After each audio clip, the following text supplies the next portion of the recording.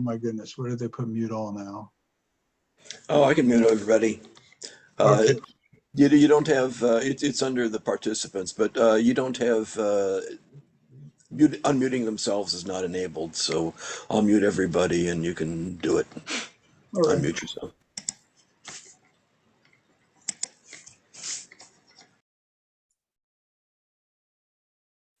All right. Now you need to unmute Jonathan as well.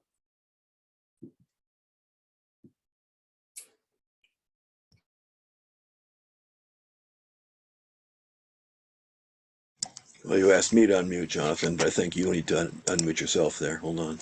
There we go. Yeah, I'm muted. Sorry, Mark, I muted you instead of unmuting myself. No worries, no worries. Well, welcome everybody to the last show of the year. Unfortunately, Cassandra will not be with us today, but I decided I'm going to read one of her poems. So, Jonathan, if you could introduce Cassandra before I read her poem, and Sure then thing. again afterwards. Is that okay? Absolutely. Okay.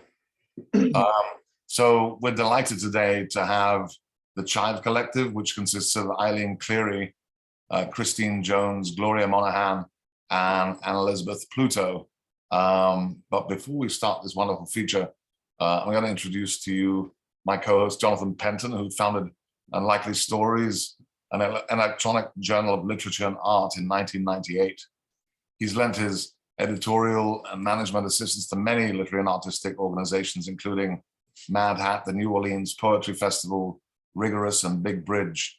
In 2005, he founded Unlikely Books, which publishes 3 to 5 books of poetry a year. He's organized literary performances and performed himself across the United States. His poetry books are Last Chat from Virgin Press, Blood and Salsa and Painting Rust from Unlikely, Prosthetic Gods from New Sins Pressed, and Standards of Sadity from Lit Pressed, and the free e-chat Backstories, which you can download from Argotist ebooks. Now, I don't know, is the website still up, Jonathan? I think he was archiving it all on a blog spot or something like that. I saw he was doing something like that, but it's not up at the old website, but I think he has archived it all at one of the free blogging soft platforms. Gotcha.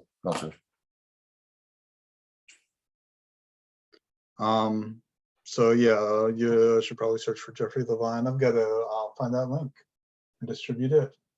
All right, I'll read the poem now. Sorry about giving you the side of my face. I'll get it on my other screen. How's my profile? Is that okay? He briefly studies with the witches, but they tire of his single-mindedness and self-absorption and suggest he look inward elsewhere. He studies the tantric mysteries, but bound by his earthly greed, misunderstands them entirely. He hopes for the transmutation of the quotidian into the extraordinary, but takes that which is dynamic and lusts for something merely noble. Surrounded by our most evocative pleasures, he scoffs in frustration, asking us, where is the gold in this? Food is not metal. The alchemist's plastic rage does not rouse pity. Okay, next up we're going to hear a poem by our co-host Cassandra Atherton. Cassandra is an award-winning prose poet and international expert on prose poetry. Her prose poetry is widely anthologized and has been translated into Japanese, Chinese, and Korean. Cassandra has published more than 30 books and is currently writing an illustrated book of prose poetry on the Hiroshima Maidens, with funding from the Australia Council and the Victorian government. Cassandra co-wrote prose poetry and introduction and co-edited the Anthology of Australian Prose Poetry. She is commissioning editor for Westerly Magazine and professor of writing and literature in Melbourne, Australia. And Mark, are you reading a poem of Cassandra's today? I am. And well, happy birthday, Cassandra. This is a prose poem, of course, which Cassandra only writes prose poems. She doesn't write lineated verse, on Rossetti and Proserpine by Rossetti, 1874. There is freedom in summer, in blue heaven, slurpees and alfresco dining. My lover throws the sheet from his body, and the sun stripes his legs like bright stockings. Sometimes we open the window and the breeze is jasmine in the morning, burning citronella candles in the evening. One time he suggested we go to Bath in June to prolong our season, drink champagne with chili mussels and look out over rooftops from an apartment with a turquoise door. But I promised to spend winter with someone else, drinking hot chocolate with marshmallows, burrowing beneath the king-size doona. When blossom starts to creep across the branches, a book arrives in the mail with 6 pomegranate seeds pressed between the pages. Proserpine. Okay. Thank you, Mark. Let's move on by introducing our co-host, Mark, and hearing a poem from Mark. Mark Vincennes is an Anglo-Swiss-American poet, a fiction writer, translator, editor, publisher, designer, multi-genre artist, and musician. He has published over 30 books of poetry, translations, and fiction, including more recently, 39 Wonders and Other Management Issues, The Pearl Driver of Irunmani, Yeah, that's right. Yeah. A Splash of Cave Paint, and a chapbook and alphabet of last rites. The King of Prussia is Drunk on Stars is forthcoming in January from Lavender Ink, and later that year, The Visitation, a novelette. Mark is also a prolific translator and has translated from the German, Romanian, and French. He has published 11 books of translations, most recently in Audible Blue, Selected Poems 1963 to 2016 by award-winning Swiss poet and novelist Klaus Mertz, which won this year's Massachusetts Book Prize for Translated Literature. His own work has been translated into many languages, including Japanese, Chinese, Russian, French, Italian, Romanian, Greek, German, and Icelandic. He is currently working on a novel entitled The Age of Occasions. He's the editor and publisher of Mad Hat Press and publisher of New American Writing. He has lived all over the world, from Brazil to China to Iceland to India. He was born in Matilda Hospital on the Peak in Hong Kong, but now lives on a farm in rural western Massachusetts overlooking Herman Melville's Greylock Mountain, which was Melville's inspiration for Moby Dick, where there are still more rosy apple aphids, running crab spiders, and tuft-legged orb weavers than people. All right, fantastic. Mark? Oh, I like the way you said tuft-legged orb weavers. This poem's called Quantum Entanglement, a Cosmic Rift. The space between you and them doesn't exist. They may be the mirror of each other, or they may be not what we think. Perhaps they are made of a spooky action at a distance, or maybe cause and effect occur at the same time. Surely space and time are the same, says our world turtle. Do we need the entire breadth of the universe? Asks a solitary snail. The universe doesn't exist, says the crow, plucking at the entrails of a half-shaggy monkey. Isn't the last state always an exciting instant? Asks the sunflower. The air is suddenly thick with clouds, and the eel says, isn't the universe just atoms and particles? It troubles us all, says the crow, soulfully staring at his talons. Deep inside matter, we're all fuzzy and unrefined, he reminds. A wave of probability descends like a rain cloud.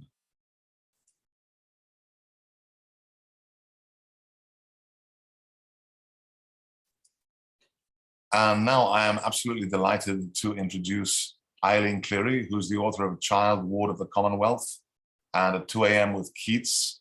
In addition, she co-edited the anthology Voices Amid the Virus, the featured text at the 2021 Michigan State University Film Festival, and founded and is the executive-in-chief of Lily Poetry Review Books and Lily Poetry Review. Eileen's recent work is included or forthcoming in Swim Everyday, West Texas Literary Review, and Sugar House Review, and in Tree Lion's 21st Century American Poetry, coming out through Grayson Books. Welcome, Eileen. Thank you so much. Thank all of you so much. And we've already heard so much beautiful poetry, and I can't even begin to really grok the level of industry and achievement from the three of you introduced already. Thanks everyone for being here. It's beautiful to see your faces. When I was a teenager, a boy who had been abducted from his family in Merced, California, and who had gone missing for several years, escaped his captor and returned home, saving another boy in the process. To me, he was a hero because I had been seized from my family by the state in what felt like a legally sanctioned abduction.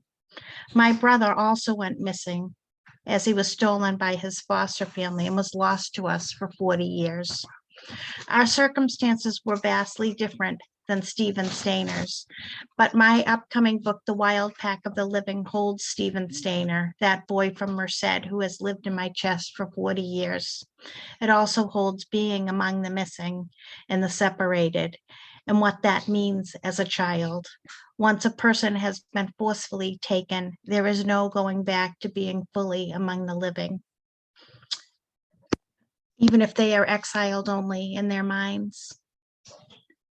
Tonight, I thought I would read a poem from an earlier book that speaks to separation and one about my brother, and then follow up with a few poems in honor of Stephen Gregory Stainer, that boy that I mentioned. Flight of the White-Throated Sparrow. As tall as a table when my mother told me the dead someday return. I cast earth, fists dirt full, one to the next, I feed the trees, flap my hands, but do not fly. Any god may assume habits of a white-throated sparrow and need not explain why. I ask maples if they miss the bodies they drop, miss their quietudes. I carry their red deaths, entomb them in wax paper. After years apart, the state brings my brothers and sisters to visit. It's almost as if we're alive. On my 2-year-old brother gone missing. Sorry for that. Somebody just dropped some bags. On my 2-year-old brother gone missing. Not his ride on pony, but its print on the grass. Galloping white space, gathering its fields. Nicker whisper, thunder, burn. Once at Angelo's grocery, I reached for a small boy. Niobe, at least, had a corpse for each. We thought perhaps Rhode Island or a border town nearby, but the stars on his face haven't mapped his way back. Turn off the afternoon, then the sky. Now these poems will speak to Stephen.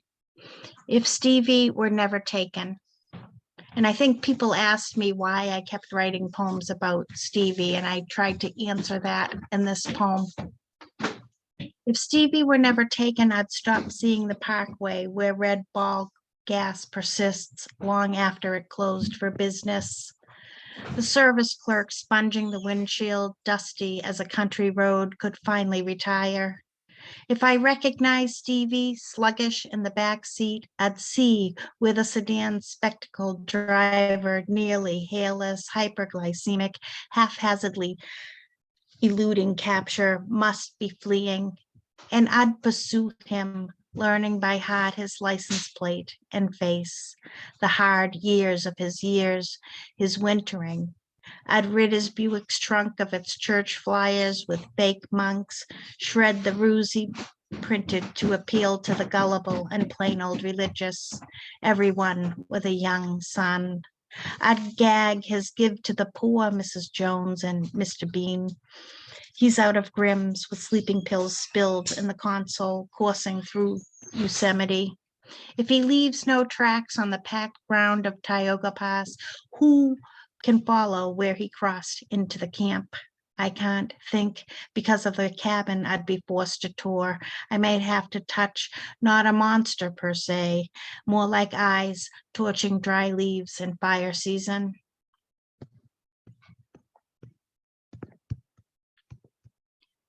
beyond the tire swing and toy boats, amongst tossed bottles, plastic bags, cans rusted and a sparrow dead, this hill shoulders the sky. If a child doodled these clouds, he wouldn't call them swollen. To cry while squirrels crook the trees would be absurd. Cruel, my heart reminds me that once a boy was stolen from his home and that no one could find him. It whispers, you were taken to. Or is the word taken too strong? I was removed. Let me say this. After this happened, the rain on a leaf belonged to neither of us.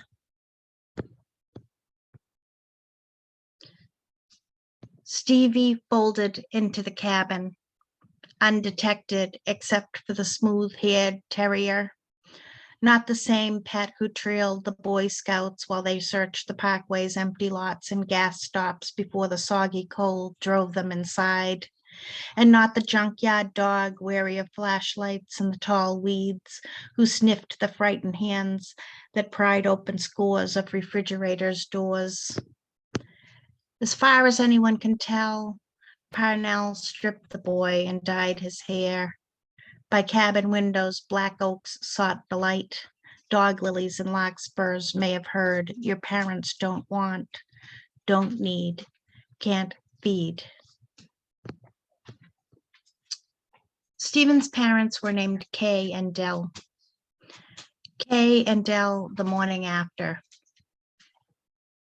What it was like to morning into the valley of forget-me-not, not waking from sleep so much as into a chasm, the hours weathering clefts in their spleens, streams carving them wide, their boy calling along the trailhead, muffled, distant, through packed shovels of doubt. For a brief time, any wind could have been him rising from his bunk into rockfall with no ladder from which to return. The eggs uncracked on the counter, coffee gone cold.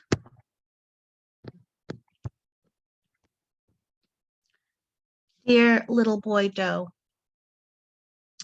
dear wrecked one, dear body of evidence, we are scrubbed at the table for your christening. The salmon patch your mother called an angel kiss blooms on the bridge of your nose.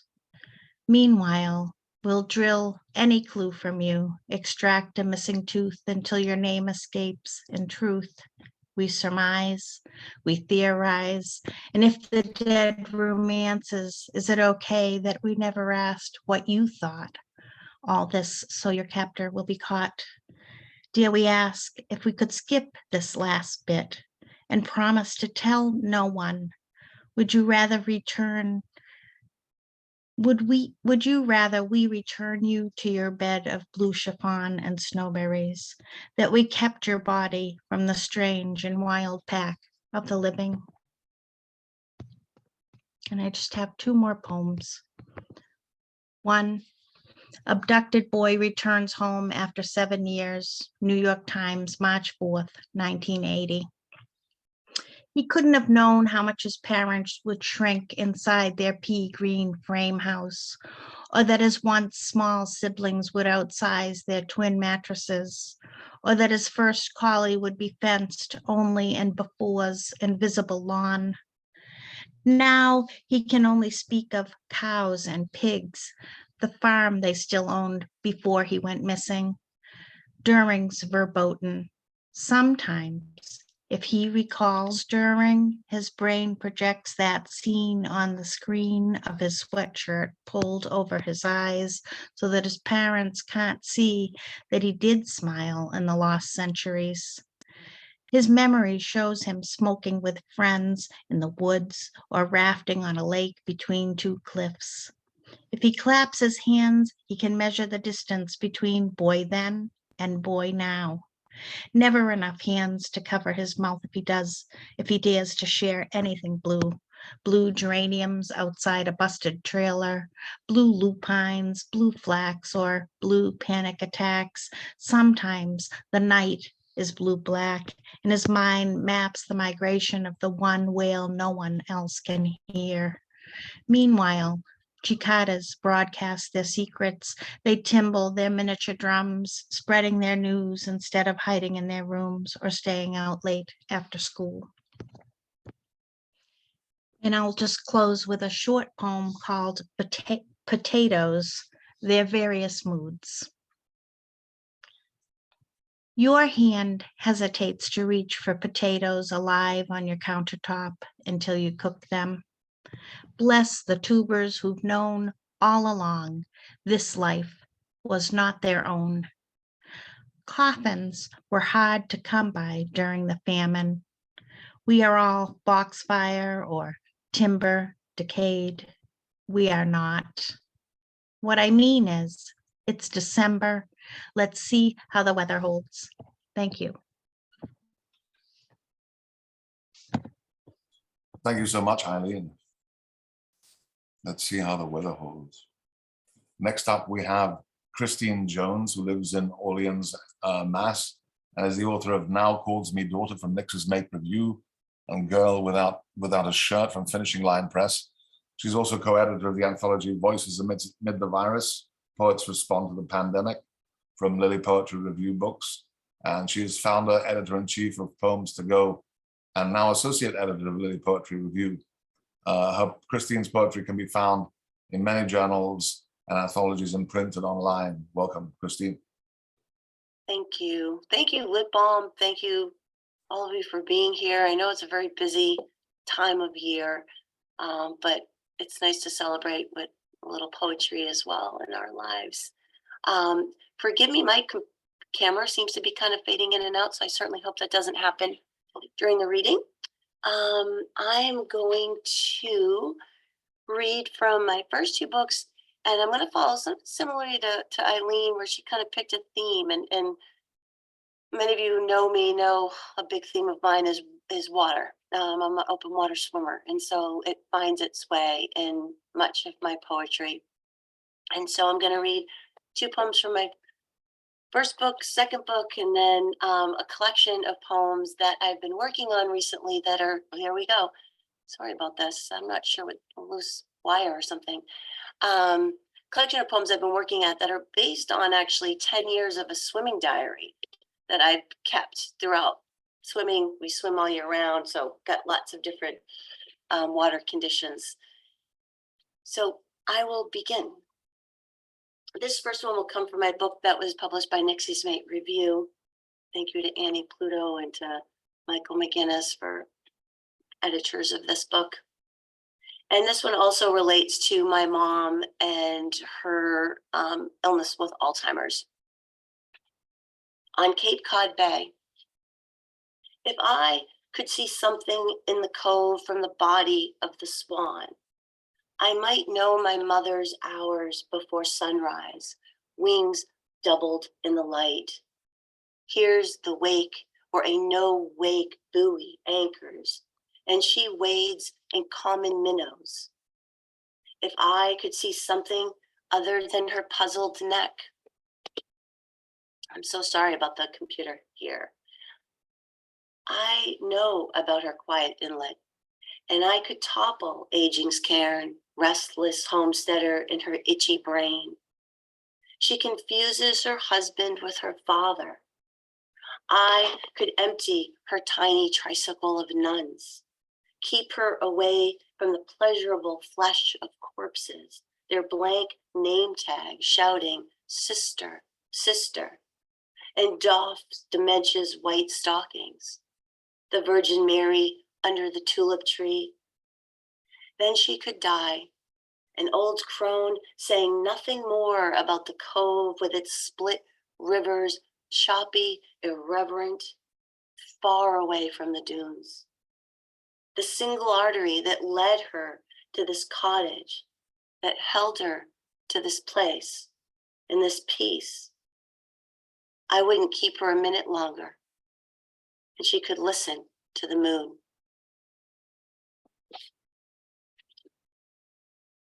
Follow the tributaries.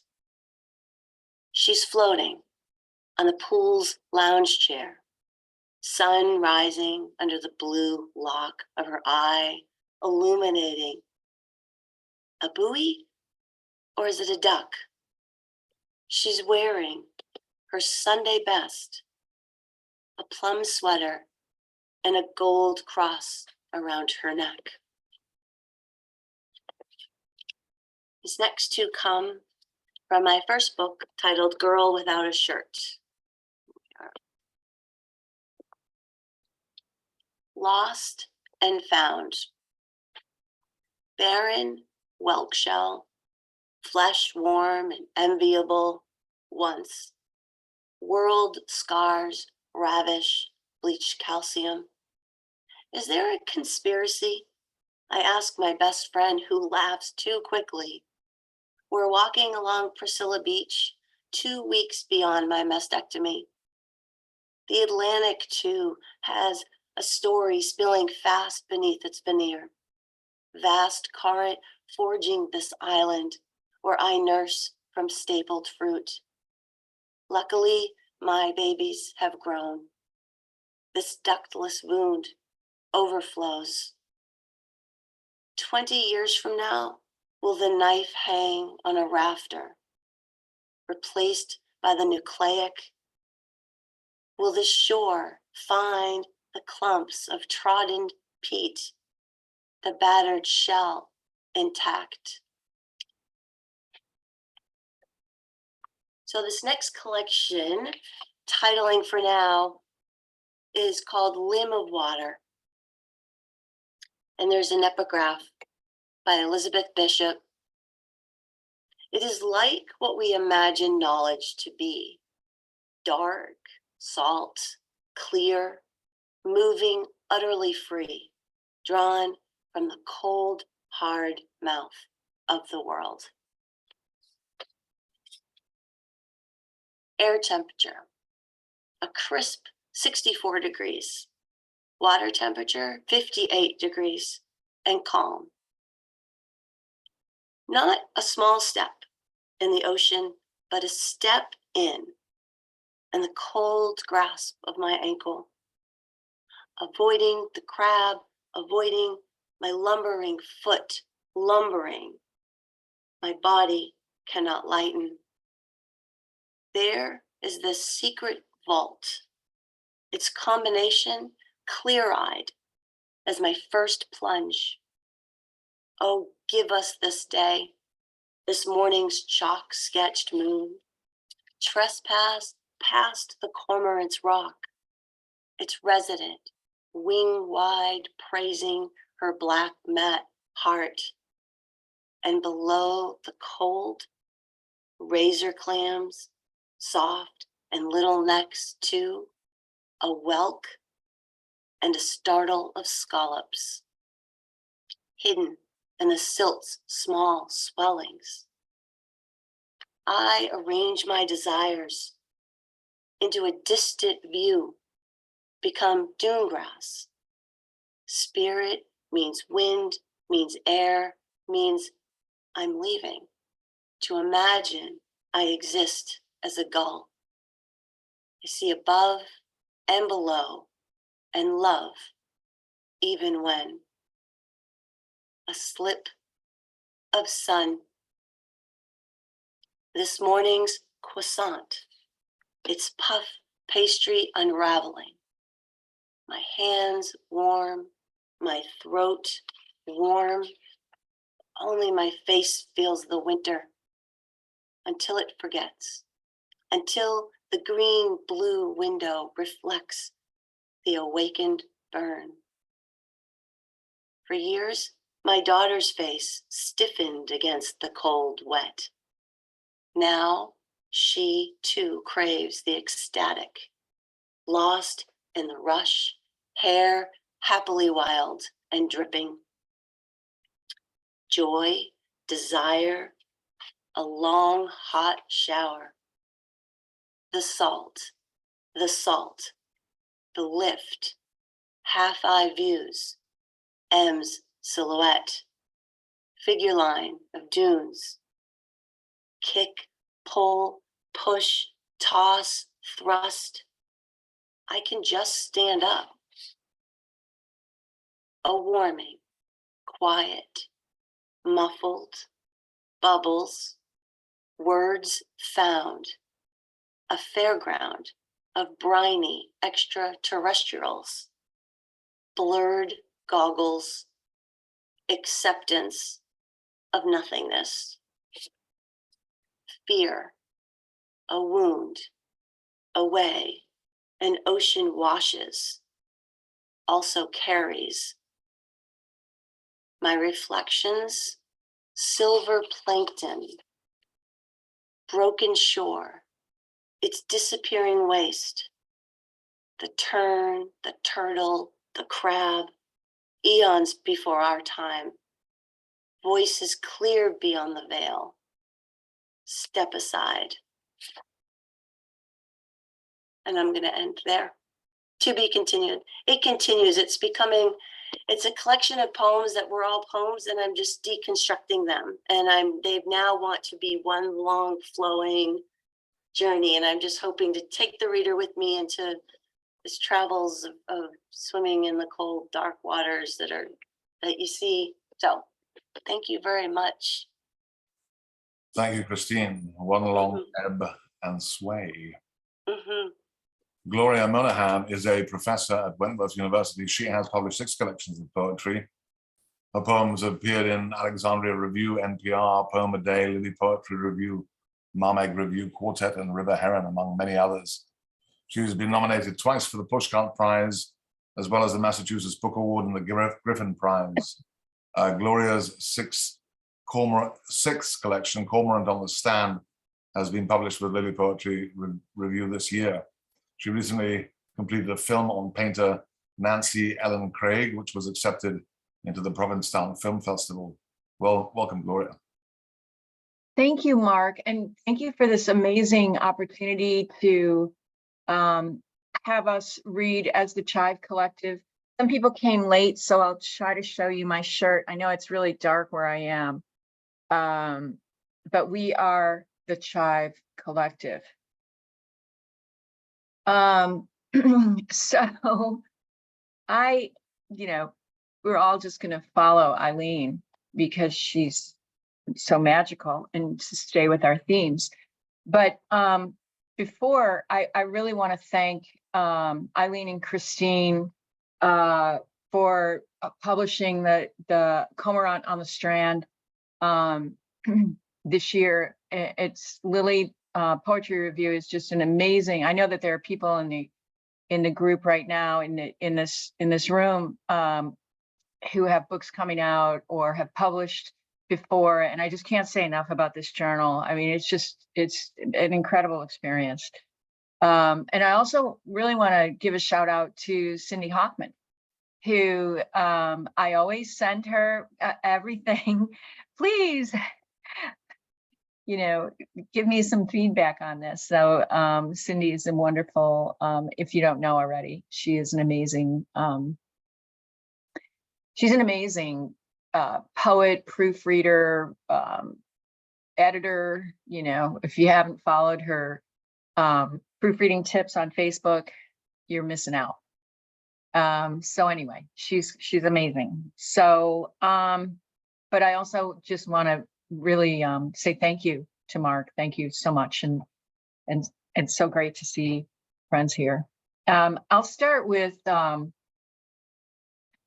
a poem that, so I wrote this section about Montgomery Clift, who was a closeted, very troubled gay actor in the 50s. And that was kind of my inspiration for this. And he made this movie called Remnants of My Property. And so I reference a lot of movies in my poems. And I guess that's why I wanted to make the film with Christine and Michael, her husband, and the filmmaker. Yes, The Clash totally wrote a song about him. And I stole a line about the Nebutal from The Clash, because I love The Clash. Anyway, this is called Remnants of My Property. So he had his brother in the CIA, Robert Clift. Hail, man. Hi. I didn't know then he was recording our conversations. Every day I called my brother until the last picture, Freud. I really should have won the Academy Award for that picture. My brother worked for the CIA, a kind of record keeper. My lines in The Heiress spell it out. I am not a mercenary. After the accident, I had to navigate things differently, use my face in ways I never realized I could, my hands, my walk, as if some wild thing caught hold of me from the inside. I could not let anyone see what I knew about my body. I am not a mercenary. In Suddenly last summer, I come to heal Catherine in the aftermath of Saint Sebastian. Poet, lover, destroyer, fraud. Instead, I became him. Some horrible things were said on that set. Katharine Hepburn spit in the director's face. She did that for me. Can you imagine? You are beneath contempt. I remember it well, being beneath contempt. I am not a mercenary. I have remnants of my property.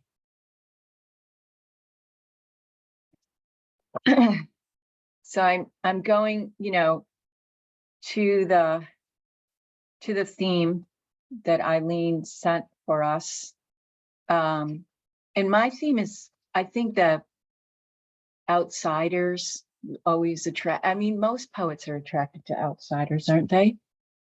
Poets and insane people and artists. So this section is called Sebastian Melmoth, which was the nomenclature for, what Oscar Wilde wrote under.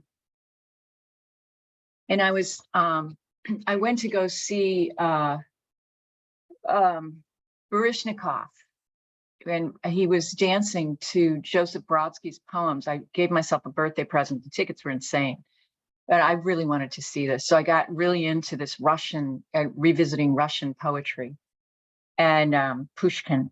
And so the title of this poem alludes to the prologue of Alexander Pushkin's poem, Rusland and Lemuria. And it's called The Cat of Knowledge. Like a cat on the windowsill, I regret nothing. First, the kitchen sink broke, lime scent on the careful corner of the bedsheet. The tulip tree opened in the heat of the noon sun. Small green cups held the yellow heart, each leaf a rotation of deep love. The light moving down through the vast leaves. I regret not fixing things sooner. Part 2. Trop tard. The last bird was a cardinal, male. Why was he talking to the sparrow? Not cute. What could they have in common anyway? The fine, lean cardinal, the small, dull sparrow. But the cardinal, he stayed. All of this is lost on me. He even followed the sparrow to the edge of the curb.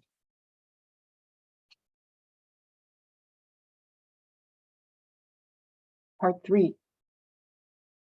Move to the right, a song groans. Exterior gnarled braids of the trunk. I embrace the tulip tree and lie under it in a hammock while it swings to the right and left. The cat walks around in ceaseless wonder. I hear it moaning in the night and have felt the rough edges of the trunk with my small hands. So like Christine, and unfortunately to many of us, I had breast cancer as well. And this poem's called Disavowed. I was doing all these disconnected things. Disavowed. That bird clamoring from the holly bush to the pine, black-capped, mad, iridescent in laughter. What kind of fool leaves his nest of protection and leaps to the north? Then the rain came, first soft, barely noticeable, and then persistent. Too close. Too close was the hour when I woke to see my hand withered and closed like a parsnip. The light of the moon or street light on my face and my hair grown long.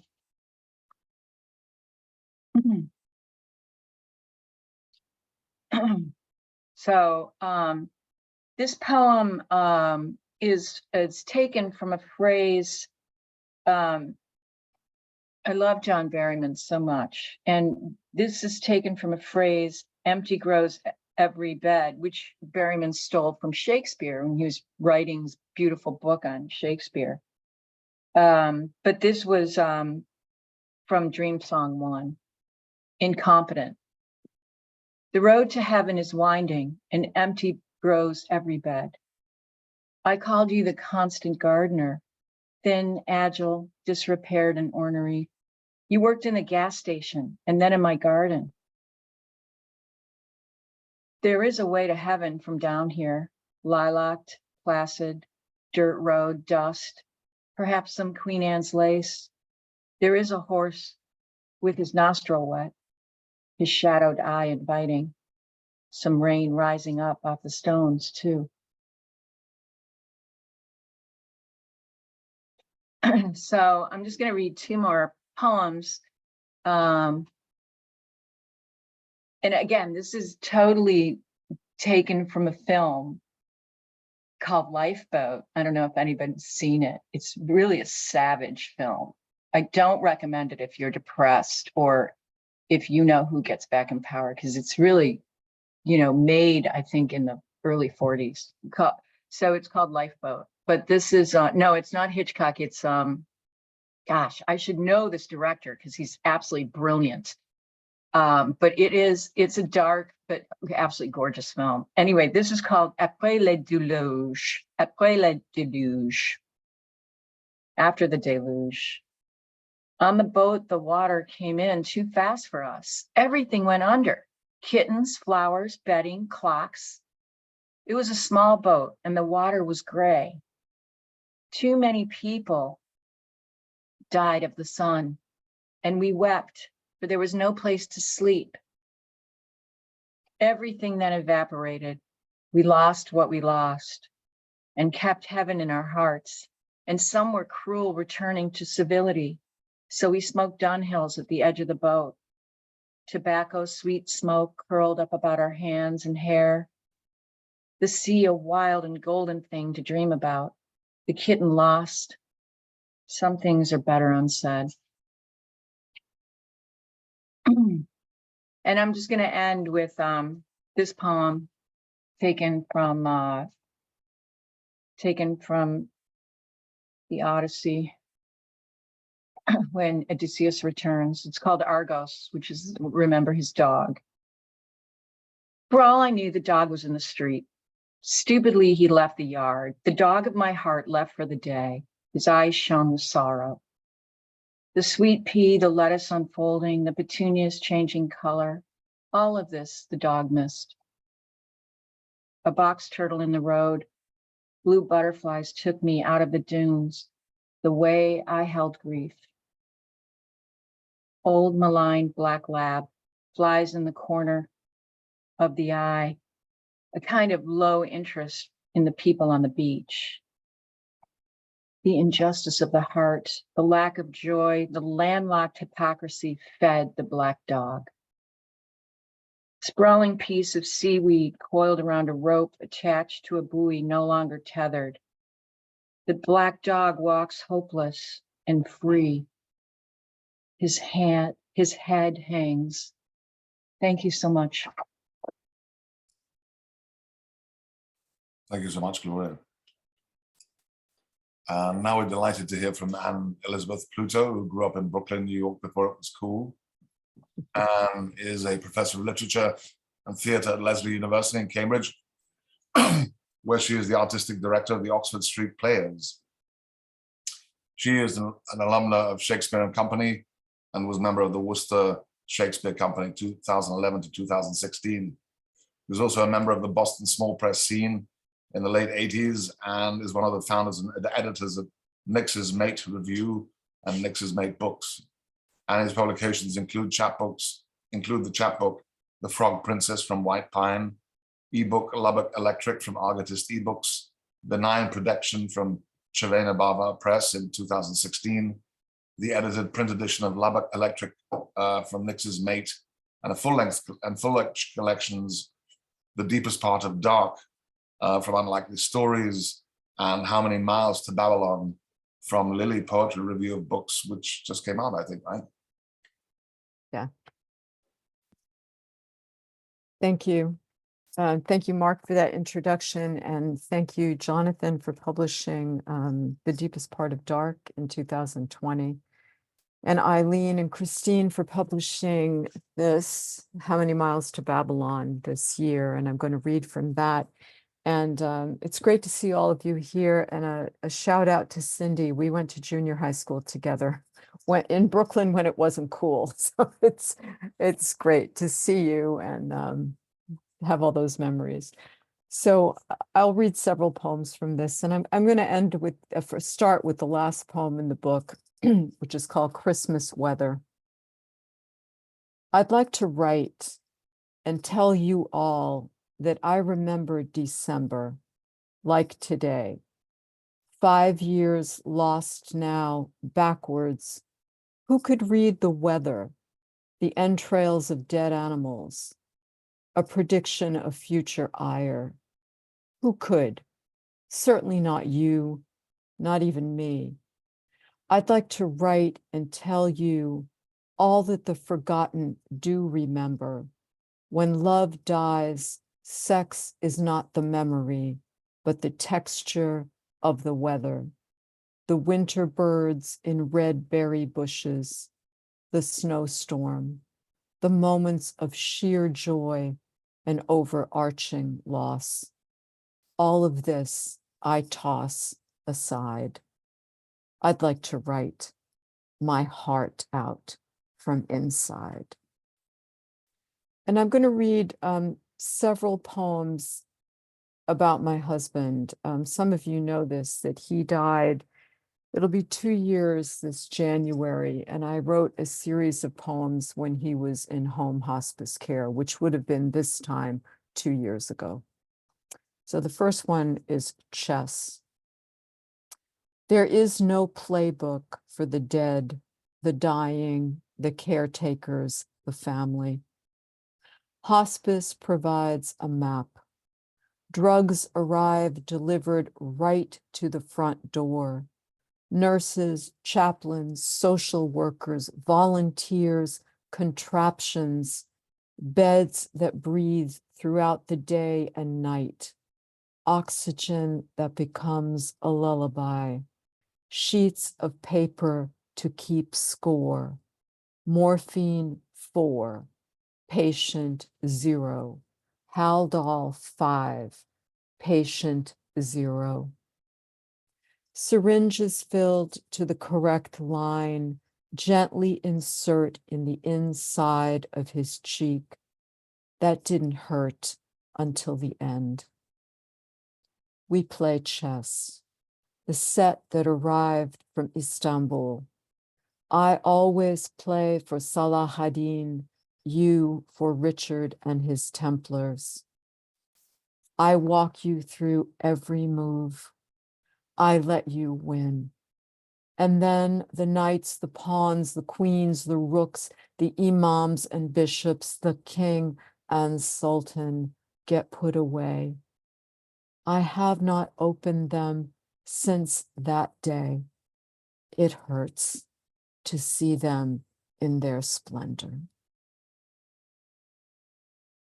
This one's called Hush Puppy. I stop taking notes when hospice arrives, and the notebook in my purse becomes a scratch pad for shopping lists, for restaurant menus, shaken seafood does not have fried okra, no matter how many times I ask. No red beans. No, we are not in Texas, but they do have a fried catfish basket with French fries, onion rings, and hush puppies. The dog under the bed listens to the undulating sound of the mattress. Your weight shifts in the night of disturbed sleep. In the beginning, there is only the TV that I turn off once you are sound asleep. Hush, puppy. This next one is Dog and Bed. Your death was easier in winter. The dog still alive, my constant companion, learning to navigate the world with only his right eye. I had to bring myself completely to the table, the one where I hand-fed him on the kitchen floor, disguising medications to look and taste like treats. He was brave. The cold January afternoon when you died, he sat next to me, suspended, the pewter silence of the new year pressing in my throat. The hospice nurse came to fill out papers, and the funeral director sent 2 young men. They were late. It was a good day for death, and we waited, warped in silence. When they arrived, the dog walked to the fence to guide them in patiently, sitting by the hospital bed as they wrapped you in your sheet, lifted your washed and broken body onto a gurney. The dog watched.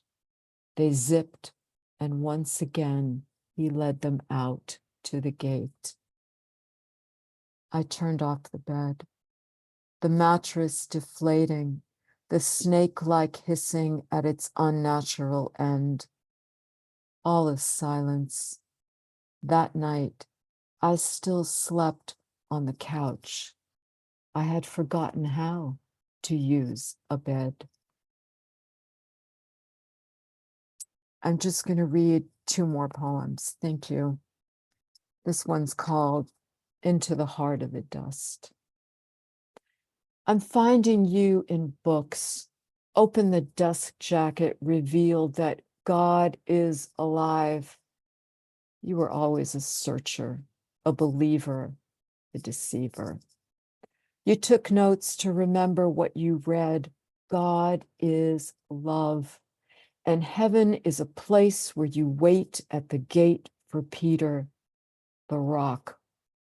Roll away the stones, the gospels of prosperity, the Pentecostal prairie pageant you were born into, the Texas wilderness, all tumbleweed and rifles, cows and horses, Second Amendment, the well-guarded militia, the assault rifles you carried as a ranger. It fades into the horizontal, the looming highway, north to Amarillo, south to Dallas, south to El Paso, west to New Mexico. I'm going to stand in the marketplace at Clovis and buy a pair of pointy boots. I'm going to scatter the dirt of the earth in memory of the dead, the maligned, the innocent. I'm going to sing my heart into the heart of dust, the carefully tended acre of mistrust. And this last poem is called El Paso. And my husband was a believer, and he struggled deeply towards the end, wondering if there was something, if there was a heaven, and if there wasn't, was all of this for nothing. And this poem, I'll just read it. El Paso. I thought perhaps you were here, the house so dark that even the dead could find their way back. How is it that you are gone? I tried to find the portal, the hole in the sky that would open and you would rise from your broken body and touch the gate where those ponies lost in childhood to terrible accidental deaths were whole and grazing, lifting their magnificent heads in weight. And you, a child in a big hat, broken in boots, and silver spurs with jingle bobs that sing and rake the pasture. The trail you leave behind, only a hole in the sky. The wolf moon beckoning forward, the house silent, the dog finally at rest. The winter, this winter, and you in that Texas pasture, tenderly resting your face in the neck of your first pony, the paint horse from El Paso. Let everything be made holy again. Thank you all for being here. Thank you, Annie, and thank you for helping set this amazing show up. And well, thank you, of course, also Eileen, Christine, and Gloria. And just to give you a little idea, we have another show coming up in January 6th. And that one is with JT Barbarese, Alex Segal, Lynn Levin, Martin Ott, Petra Kuppers, and Dennis Maloney, the editor of White Pine Press. And yeah, so now I think we'll move to the open mic section of the show. And we're going to start with John Riccio. Thank you. And it was so great to hear all these poems. This poem that I have tonight references the 90s UFO craze. Life Reckoning with Alien Autopsy. My friend Cliff and I decided his family's barn was the best place to delve the Southwest Michigan UFO scene. Tween telescopers, we'd depart headquarters and occult Hall and Oates. Lately, Cliff's a freelance bouncer, and I am exasperated to the point of, if an offer was made to vanish my nebula inquiring ass to some bunker that tracks insidious UFO statistics the rest of my life, I'd say, box me up. I'm good for crop circles after lunar fact. There's a SETI sports code, coffee table conspiracy magazines, beige, sunning the Soviet Roswell, Zener cards, a busker gifted to me because my thoughts on interplanetary fishermen go from subtle to bluster. They found alien autopsy clips, hunting for Elvis reels, the unexplained, filling a marimba that pays for withdrawals by my 2000s OCD. Paranormal DJ Art Bell wasn't cure, more like Azure for agoraphobia, radioing the popcorn bucket known as Nevada. Move me there, cryptograms and all, those bunker profilers klaxoned by rhinestone Stargate. Thank you. Thank you, John. Next, we'll be delighted to hear from Linda Wolotka. Hello, everybody. So this is a fairly new poem. The name of it is Sudden. In the midst of calm, I see you holding a red and purple polka dot balloon. Your pace hastens as you run along a hedgerow of apple trees, releasing more string as if it were a kite. You turn to me and smile, hand me the balloon. I notice the apples have not ripened. Your mouth speaks. I cannot hear your voice. Your lips mouthed to me, I love you.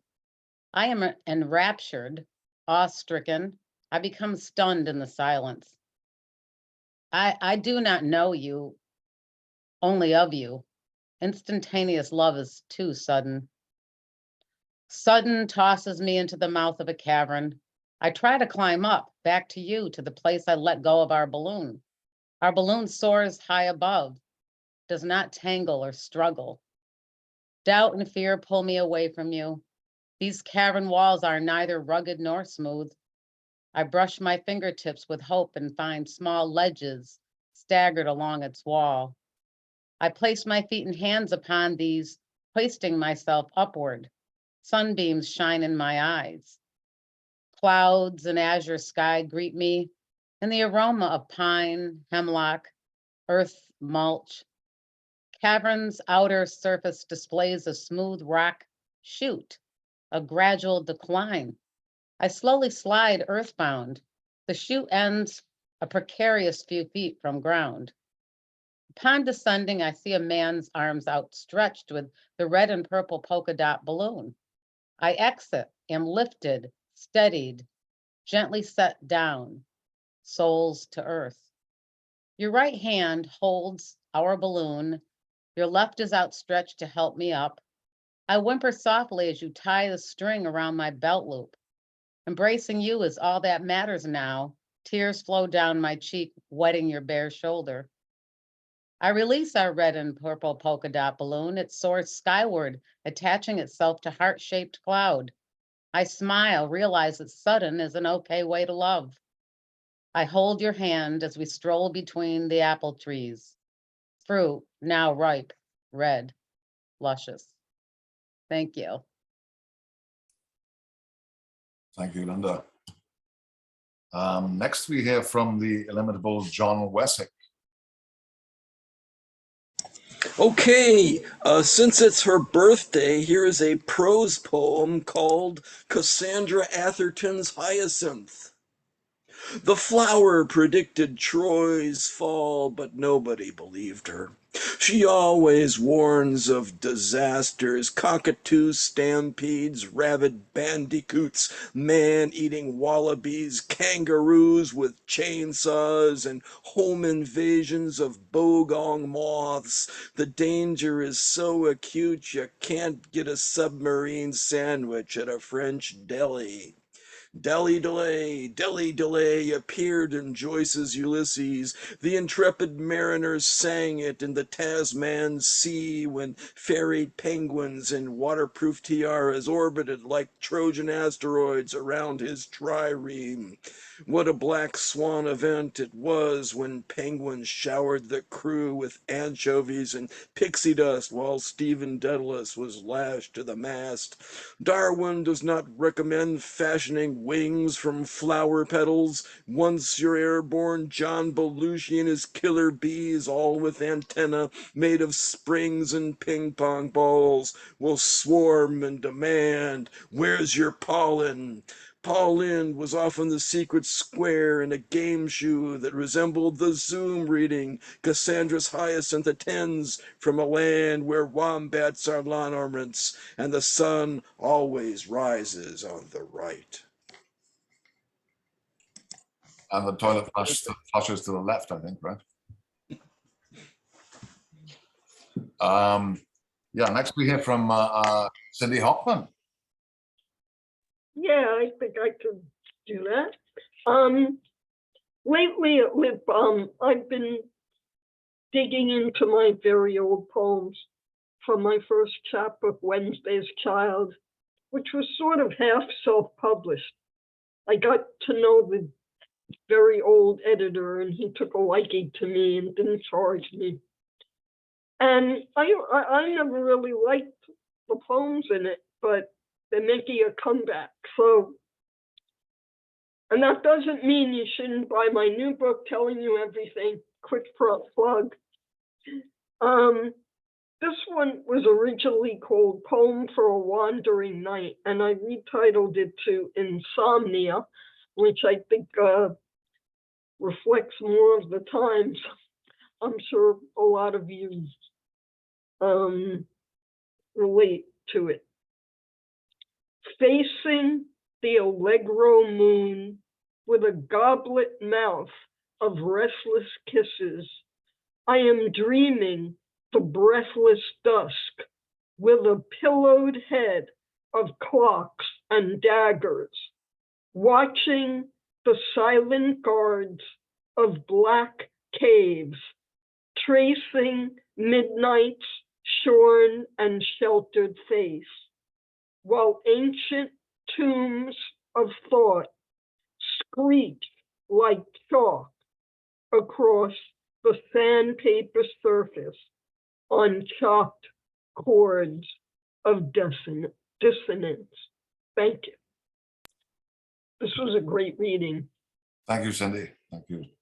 And of course, we can't pass by the show without hearing from our friend Bob Heeman from his kitchen. Thanks, man. I don't do it with the lilt that Cassandra has, but anyway, I have my own.